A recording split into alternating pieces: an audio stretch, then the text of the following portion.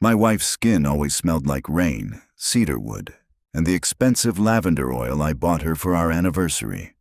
But last night, when she crawled into our bed and reached for me in the dark, she smelled like ashes, cheap motel sheets, and another man's sweat. I didn't push her away. I didn't scream. Instead, I lay there in the pitch black, my heart hammering against my ribs, pretending to be asleep as she gently placed her hand on my chest.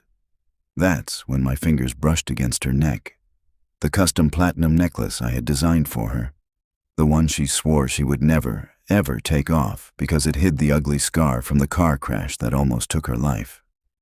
It was gone, and in its place was a fresh, deep red bruise. That was the exact second I realized my beautiful, fragile wife wasn't just keeping a secret. She was systematically erasing me from her life. But she didn't know one crucial thing about me. I am a professional art restorer. My entire job is to look at a beautiful masterpiece, find the microscopic cracks, and peel back the layers to reveal the ugly truth underneath. And I was about to restore our marriage, even if I had to burn it to the ground to do it. My name is Mark. For the past 7 years, people looked at my life and envied me. I lived in what the local architectural magazines called the Glass Sanctuary, a stunning, minimalist home built almost entirely of glass and steel, nestled deep in the woods of Oregon. My wife, Elena, designed it herself. She is a brilliant, rising star in the architectural world. To everyone else, the house was a modern masterpiece. To me, it was a physical manifestation of our love. Absolute transparency. No walls, no dark corners, no secrets. We lived in the light, completely visible to each other. Or so I thought. 3 years ago, our perfect world shattered. We were driving home from a gallery opening when a drunk driver ran a red light. The impact was devastating. I escaped with minor bruises, but Elena was trapped in the burning passenger seat for 20 minutes. She survived, but she was broken. Her physical recovery took a year, but the psychological scars went much deeper. She suffered from severe PTSD, panic attacks, and an overwhelming, suffocating fear of losing control. I dedicated my life to putting her back together. I became her protector, her therapist, her shield against the harsh world. I moved my restoration workshop to the ground floor of our glass house so I could always be near her. Every time she looked panicked, I was there with her medication. Every time she had a nightmare, I held her until she stopped shaking. I loved her with a ferocity that bordered on worship. I thought my devotion was her salvation. I was wrong. It was her cage. The shift happened gradually, like a slow leak in a dam. Elena's architectural firm landed a massive contract with a prominent local developer named Arthur Vance. Arthur was everything I wasn't. He was loud, aggressive, insanely wealthy, and carried himself with the supreme confidence of a man who owned every room he walked into. When Elena first brought him to our house to discuss the blueprints, I felt an immediate chill in my spine. He didn't look at the house. He looked at Elena. And Elena, she looked different.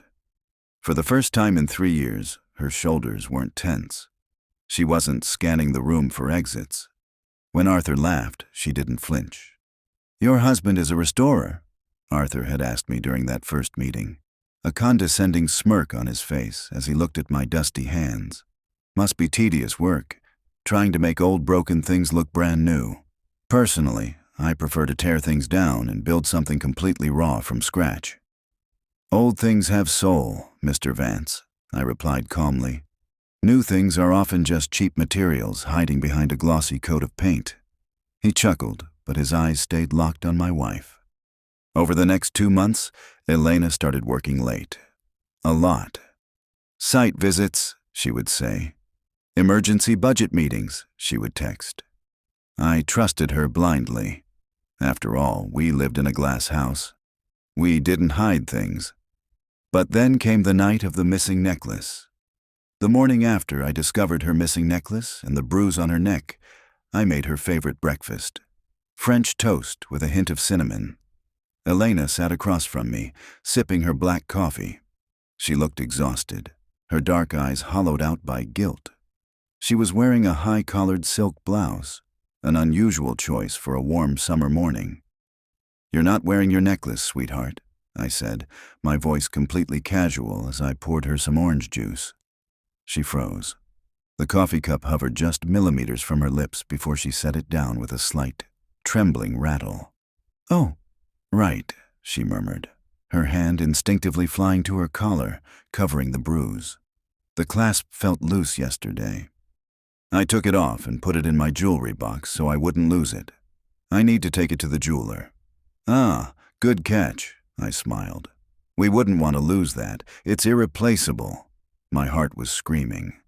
I knew for a fact the jewelry box was empty because I had checked it while she was in the shower.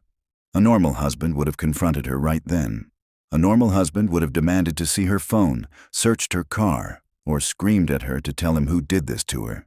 But I am not a normal husband. I am a restorer.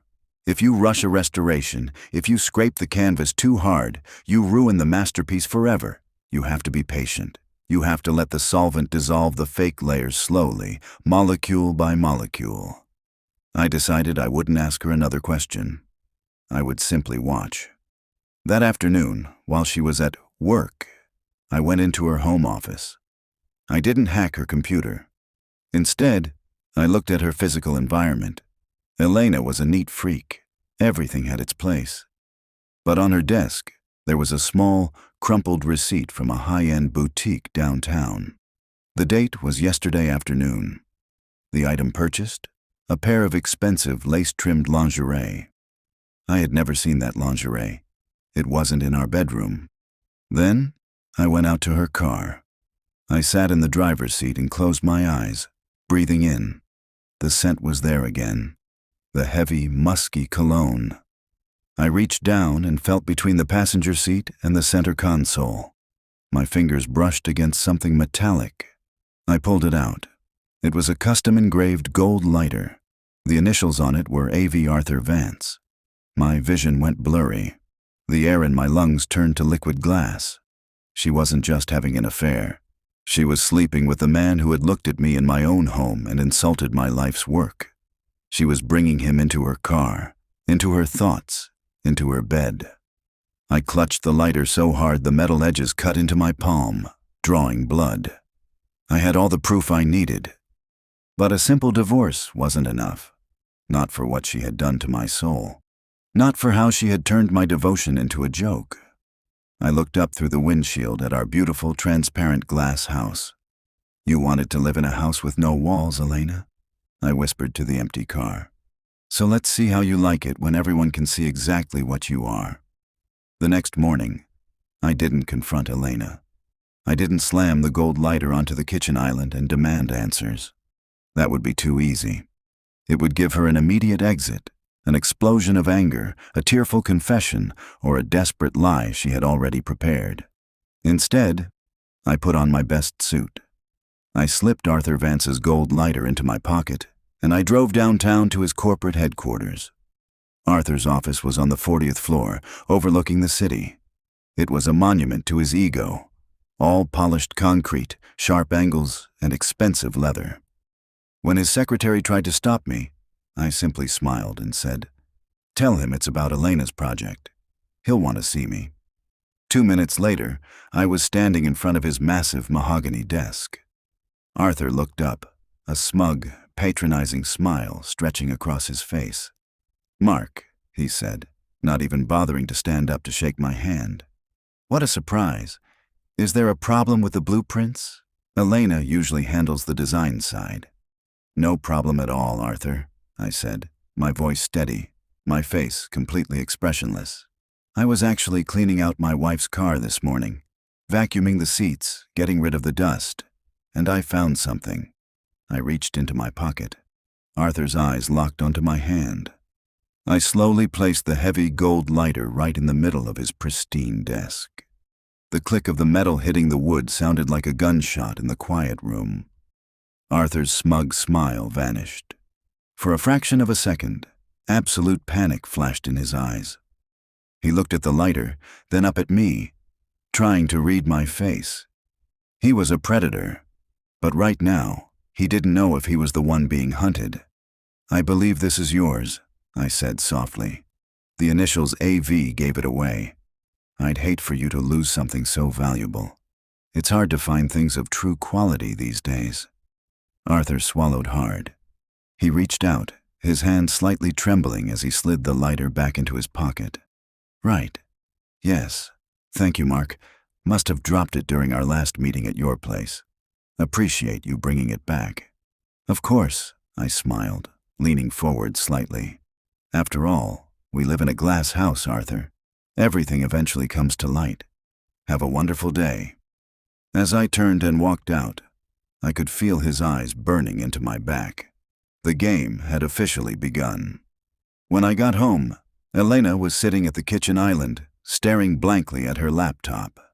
The moment she heard the front door close, she jumped.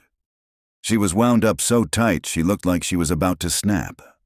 "Where were you?" she asked, trying to sound casual, but her voice was an octave too high.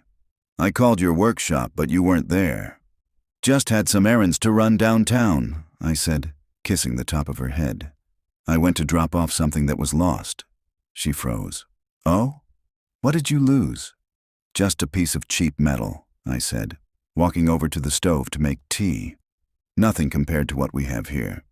Over the next 3 days, I began to slowly pull back the warmth they were used to. I stopped asking her how her day was. I stopped offering to rub her shoulders. When she spoke to me, I looked at her, not with anger, but with a cold, analytical detachment. I was treating her exactly how I treat a damaged painting in my workshop. I was inspecting her, and it was driving her insane. Guilt is a strange poison. It doesn't kill you instantly. It eats you from the inside out, making you hallucinate threats in every shadow. Because our house was made of glass, Elena had nowhere to hide. Every time she looked up, she saw me through the glass walls of my workshop downstairs, just staring up at her. She started locking herself in the bathroom to make phone calls. I knew she was calling Arthur. I could hear her hushed, panicked whispers echoing through the ventilation shafts. "He knows, Arthur. I'm telling you, he knows something. He's looking at me differently. He's too quiet." I could only imagine Arthur's response. He was probably telling her she was being paranoid. But I knew Arthur was terrified too. A man like him had everything to lose: his reputation, his company, his wealth. On Friday evening, Elena came downstairs to my workshop. She was wearing a beautiful emerald green dress, but she looked pale. Her hands were shaking so badly she had to hide them in her pockets. "Mark," she said softly, standing at the door of my studio. "Arthur called. He wants to celebrate the approval of the new downtown project. He invited us to dinner tonight, at the Obsidian, just the 3 of us." The Obsidian was the most exclusive, expensive restaurant in the city. It was Arthur's territory, a place where he felt powerful. I looked up from the 18th century landscape painting I was restoring. I had been carefully scraping away a layer of dirty, yellowed varnish to reveal a beautiful, hidden river underneath. "A celebration?" I asked, wiping my hands on a rag. "How wonderful. We should absolutely go." "Are you sure?" Elena asked, her eyes searching mine, desperate for a sign of anger, a sign of anything. "We don't have to go if you're tired." "Nonsense, sweetheart," I smiled, walking over to her and gently touching her cheek. Her skin was ice cold.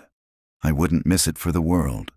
"In fact, I have a very special gift I want to present to you tonight. To celebrate your success." A gift?" she whispered.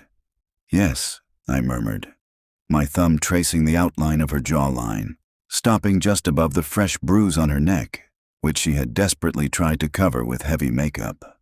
"A restoration of something you lost." She swallowed hard, her eyes wide with a fear so pure it was almost beautiful. We arrived at the restaurant at 8 p.m. Arthur was already waiting for us at a private booth in the back, surrounded by dark glass and dim lighting. The moment we sat down, the air became thick with unspoken tension. Arthur tried to play the gracious host, ordering the most expensive champagne, laughing loudly, and talking about his plans to dominate the city's real estate market. But every time he spoke, his eyes kept darting to my hands. He was waiting for me to make a move. Elena sat silently between us, looking like a prisoner awaiting execution. She didn't touch her food. She barely sipped her champagne. "So, Mark," Arthur said, leaning back, trying to regain his dominant posture, "Elena tells me you've been working on a very difficult restoration project lately. Some old, ruined canvas. Tell me, is it really worth the effort? Sometimes, when something is ruined, it's best to just throw it in the trash and start fresh." He was testing me. He was trying to see if I would break. I set my glass down, looking directly into his eyes. "You see, Arthur," I said, my voice dangerously calm. "Most people look at a damaged piece of art and see only the surface. They see the dirt, the tears, the ruin. But a master restorer sees the truth. He knows that under all that filth, the original masterpiece is still there, trapped, screaming to be let out." I reached into my breast pocket and pulled out a small, elegant velvet box. Elena's breath hitched in her throat. "And sometimes," I continued, sliding the box across the table until it tapped against Arthur's champagne glass, "you have to go to extreme lengths to retrieve what was stolen from the masterpiece." I looked at Elena. "Open it, sweetheart." With trembling fingers, Elena reached for the velvet box. She popped the latch. Inside, lying on the white silk, was her missing platinum necklace. But it wasn't clean. The silver links were stained with dried dark red blood. The silence at the table was suffocating. The ambient chatter of the high-end restaurant, the clinking of glasses, the soft jazz playing in the background, it all seemed to vanish, replaced by the loud, erratic thumping of Elena's heart. She stared down at the velvet box. The platinum necklace, her absolute favorite piece of jewelry, lay there, but the pristine, polished metal was marred by dark, rusty flakes of dried blood. "Mark!" Elena whispered, her voice cracking, her face turning a ghostly shade of white. Where did you find this? And what is that on it?" Arthur leaned forward, his eyes locked on the bloody jewelry. The smug, untouchable billionaire was gone. In his place was a man who looked like he had just realized he was standing on a landmine. "I have a confession to make, Arthur," I said, leaning back and taking a slow, calm sip of my wine. "I lied to you earlier. I didn't just go downtown to return your gold lighter. I also paid a visit to a local pawn shop, a very shady, run-down place on 4th Street. I watched Elena's pupils dilate. "You see," I continued, my voice dripping with icy calm, "it turns out someone broke into a room at the Grand Plaza Hotel 3 nights ago. Room 412. The thief took some cash, a couple of expensive watches, and this necklace, which had been left on the nightstand." Elena gasped, her hands flying to her mouth. She knew that room. It was the room where she and Arthur had spent the night. "But the thief was sloppy," I said, tilting my head. "The owner of the room, or rather, the man who paid for the room under a fake name, caught him in the act. There was a struggle. The thief was badly beaten. He managed to escape with the necklace, but he left quite a bit of his own blood on it. I had to pay the pawnbroker a very handsome sum of money to get it back, along with a few interesting security camera footage clips." I looked directly at Arthur. "The police are very interested in who assaulted that thief, Arthur. After all, the man is currently in the ICU.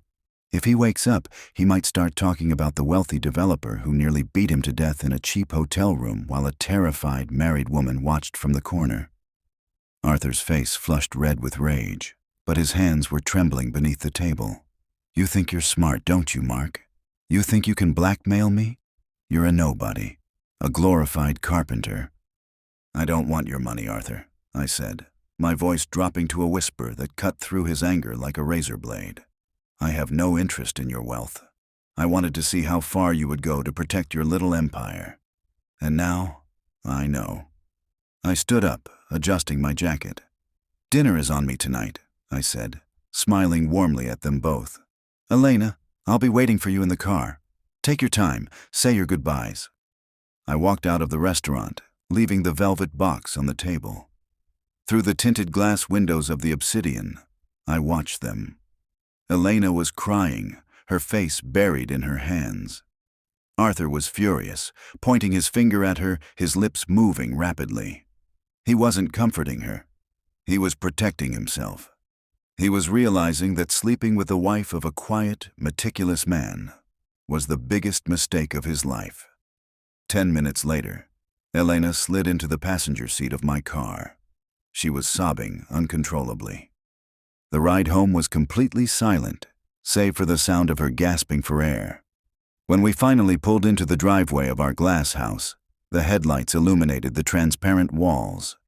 It looked beautiful, cold, and completely exposed. "Mark, please," she begged as we walked into the living room.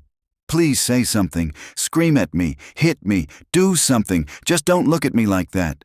"Like what, Elena?" I asked, turning to face her. "Like I'm a specimen. Like I'm just a broken object you're analyzing," she cried, tears streaming down her face, ruining her makeup. "Yes, I slept with him. I did it. Are you happy now? I did it because I was drowning, Mark. You kept me in this bubble, treating me like I was made of glass, like I would break if you breathed on me too hard. I wanted to feel something raw. I wanted to feel alive." I stood there, watching her breakdown. Any other husband would have felt a surge of anger, a desire to yell back, but I felt nothing. Just a profound, clinical curiosity. "I saved your life, Elena," I said softly. "When you were burning in that car, I was the one who pulled you out. When you couldn't sleep, I was the one who stayed awake. I didn't treat you like glass. I treated you like a masterpiece." "But I'm not a painting, Mark," she screamed, gripping her hair. "I'm a human being, and I made a mistake. A horrible, disgusting mistake. Please, tell me what you're going to do. Are you going to divorce me? Are you going to the police with that footage?" I walked over to her, slowly. I reached out and gently took her hands, pulling them away from her face. I wiped a tear from her cheek with my thumb. "Divorce you?" I murmured, a faint, chilling smile playing on my lips. "Why would I do that? We are partners, Elena. We built this life together, this house. It's our sanctuary." She stared at me, her eyes wide with a mixture of hope and utter terror. You're not leaving me?" "No," I whispered, kissing her forehead. "I'm going to forgive you. I'm going to forgive you completely. But from now on, we are going to do things my way. We are going to restore this marriage, piece by piece, and we are going to start tonight." I walked over to the glass wall of the living room, looking out into the dark, silent woods. "Call Arthur," I commanded, my voice devoid of any warmth. "Tell him he's coming to our house tomorrow night. Tell him we're going to finalize the blueprints for his new project. And tell him, if he doesn't show up, the police will receive a very interesting package on Monday morning." Elena shivered, her phone already in her trembling hand. She realized, with absolute horror, that she hadn't escaped her cage. The door of the cage had just slammed shut, and I was the only one with the key. The next 24 hours were the quietest of my life. Elena moved through our glass house like a ghost, her footsteps silent, her eyes red-rimmed and swollen. She had made the call. Arthur had agreed. He had no choice. When you build an empire on a foundation of lies and cut corners, a single loose thread can unravel the whole thing, and I held that thread firmly in my hand. I spent the afternoon in my workshop preparing, but I wasn't restoring a painting today. I was preparing the stage. I cleaned the massive glass dining table until it was completely invisible, reflecting only the dark, towering pines of the forest outside. I set 3 plates, 3 sets of heavy silver utensils, and 3 crystal glasses. In the center of the table, I placed the velvet box with the blood-stained platinum necklace. It sat there, a dark, grotesque centerpiece on our pristine table. At exactly 7 p.m., the headlights of Arthur's black SUV swept through the glass walls of our living room. He killed the engine, but he didn't get out immediately. I watched him through the glass. He was sitting in the dark, likely checking a weapon, or at least gathering what was left of his shattered courage.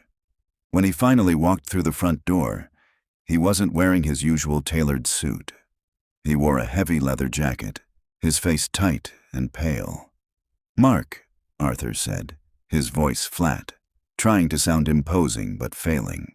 "Let's get this over with. You have the footage, you have the necklace. What do you want?" "Welcome, Arthur," I said, pulling out a chair for him. "Please, sit. Elena will be down in a moment. We have a lot of things to discuss, blueprints and boundaries." Arthur hesitated, then sat down. His eyes immediately fell on the velvet box in the center of the table. He flinched, but said nothing. Elena came down the stairs.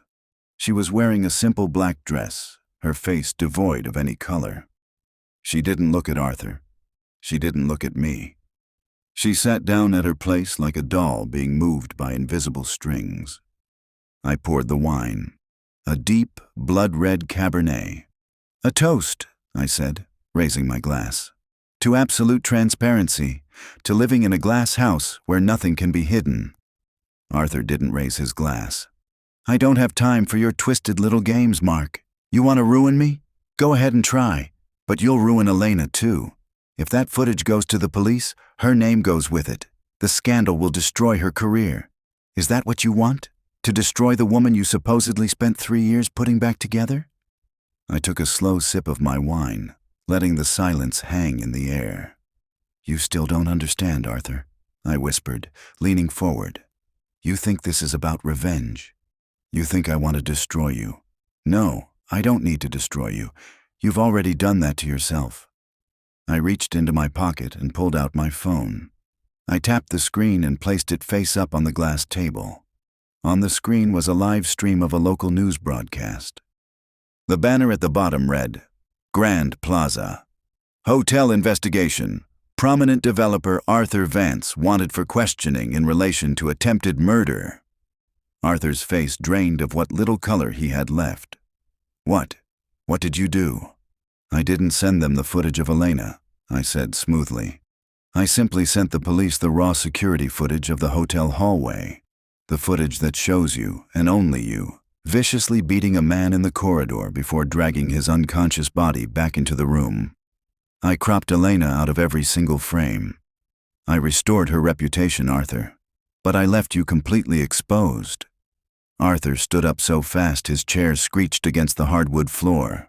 "You son of a—" He reached into his jacket, his hand diving toward his inner pocket.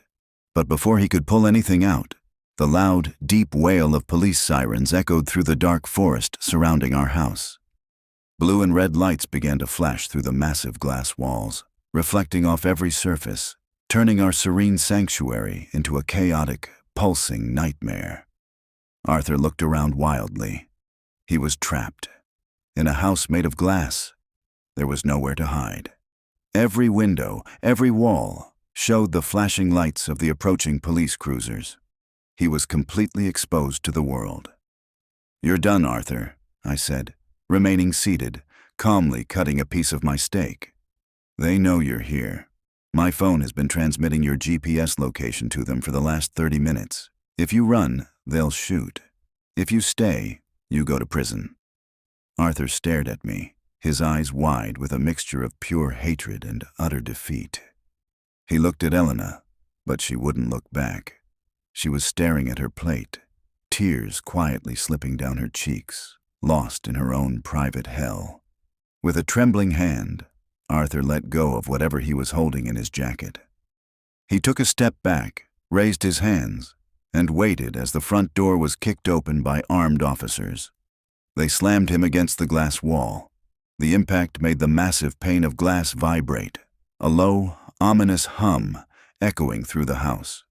They cuffed him and dragged him out into the flashing red and blue night.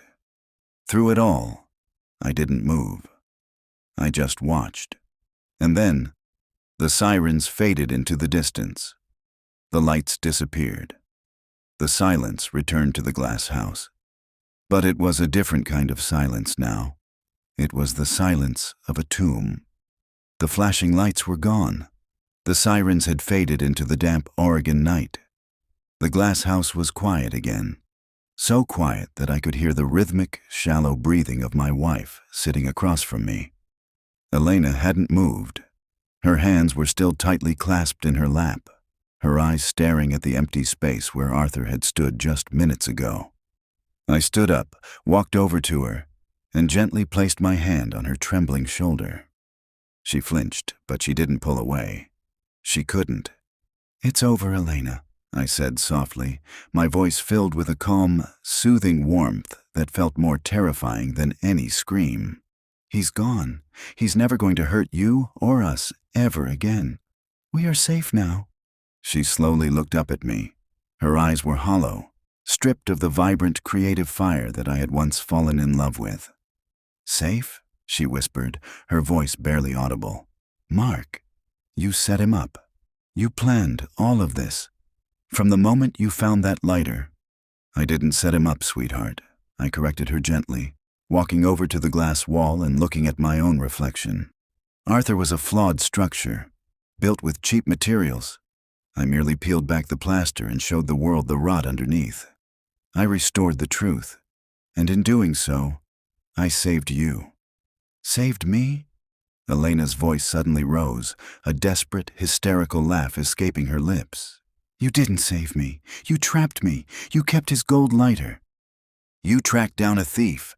You bought back my bloody necklace and held it over my head like a guillotine. You made me invite him here. You made me watch him get dragged away. You didn't do this to save me, Mark. You did this to own me." I turned around and looked at her. I didn't get angry. I didn't raise my voice. I walked over to the velvet box on the table, picked up the platinum necklace, and held it up to the light. The dark, dried blood on the silver links looked like ancient rust. "When a painting is damaged by fire or water," I said, my voice measured and analytical, "the original canvas is often lost forever. A great restorer doesn't try to make the old paint reappear out of thin air. That's impossible. Instead, he paints over it. He matches the colors, the brush strokes, the age of the original. He creates a perfect replica. To the untrained eye, it looks exactly the same. But underneath, it is entirely different."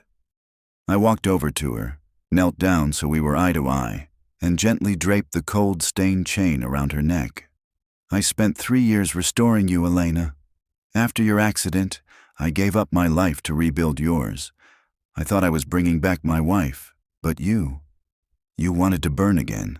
You wanted to destroy the canvas I worked so hard to mend." I fastened the clasp at the back of her neck. The cold metal rested against her collarbone, right over her scar. "So, I've decided to paint over the damage," I whispered. "We are going to stay in this house. We are going to live our lives. To our friends, our family, and your clients, we will be the perfect, envied couple.